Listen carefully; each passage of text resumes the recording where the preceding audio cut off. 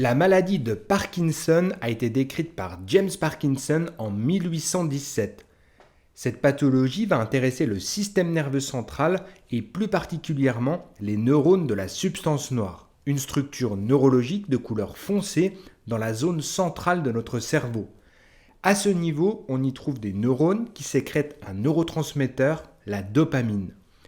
Cette dernière est un messager chimique indispensable pour transmettre les informations entre les neurones qui contrôlent certaines fonctions du corps, et notamment les fonctions motrices.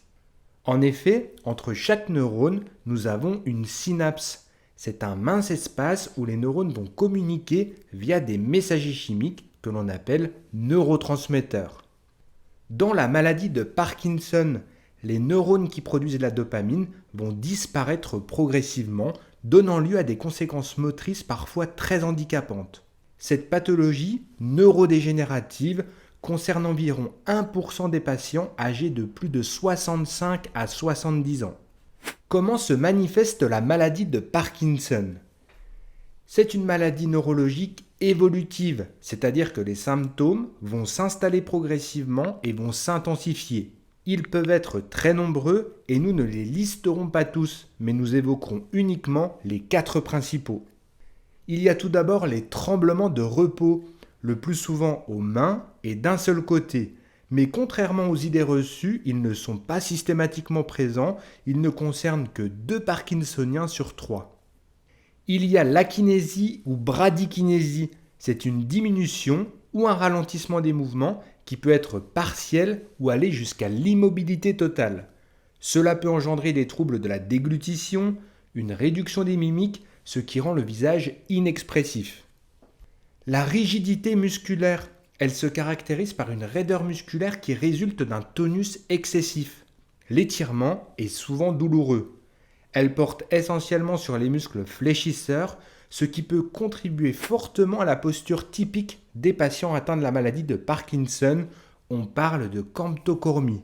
Il y a également les troubles posturaux avec une altération de l'équilibre et de la coordination, ce qui peut fortement gêner le patient durant la marche et les activités quotidiennes avec un risque de chute augmenté.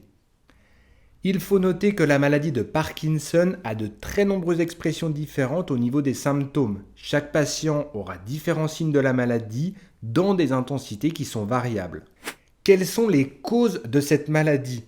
La cause exacte de la maladie de Parkinson est inconnue. Elle serait d'origine multifactorielle, avec la mise en jeu de facteurs génétiques et environnementaux. L'incidence de la maladie est plus importante dans les pays industrialisés ainsi que dans les populations au contact des métaux lourds, des solvants organiques, des pesticides, etc. Diagnostic et traitement de la maladie de Parkinson. Le diagnostic et le traitement vont permettre d'isoler 4 grandes phases dans l'évolution de la maladie. La première, c'est le diagnostic. Le patient consulte devant des symptômes moteurs anormaux, associés ou non à d'autres signes. Devant une forte suspicion de la maladie et après avoir éliminé les diagnostics différentiels, c'est-à-dire d'autres maladies semblables dans leurs symptômes, le neurologue placera son patient sous un traitement dopaminergique test.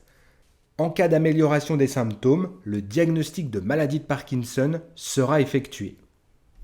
La deuxième phase vient après le diagnostic. C'est la phase d'équilibre thérapeutique. Un traitement équilibré en dopamine va être donné quotidiennement sous forme de comprimés aux patients. Le but étant de pallier au déficit de sécrétion des neurones dopaminergiques. Les symptômes restent présents, mais les patients vivent quasiment normalement. Le réajustement du traitement est souvent nécessaire. Même si les patients ne s'en rendent pas toujours compte, la maladie continue d'évoluer durant cette période. Ce qui nous amène à la troisième phase, les complications motrices. Les traitements dopaminergiques vont entraîner une perturbation de la motricité, différente des symptômes liés à la maladie de Parkinson. Il devient difficile de doser l'efficacité du traitement tout en limitant ses effets secondaires. À ce stade, on parle de phase on, où le traitement fonctionne bien, et de phase off, où les symptômes de la maladie sont présents.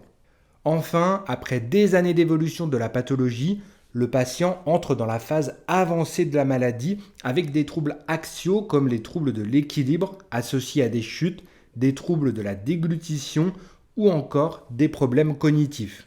Ce sont souvent ces troubles qui vont conduire secondairement au décès du patient, avec des fractures complexes suite à une chute, des fausses routes dues à des troubles de la déglutition, des infections pulmonaires sévères, etc. L'évolution de la maladie est variable d'un individu à un autre, pouvant aller de quelques années à 15-20 ans. Durant cette évolution, un accompagnement médical et en kinésithérapie est important afin de réajuster les traitements, de lutter contre les douleurs, les raideurs et à maintenir un maximum d'autonomie chez le patient en lui faisant pratiquer des étirements, du renforcement musculaire, des activités de type cardio, etc.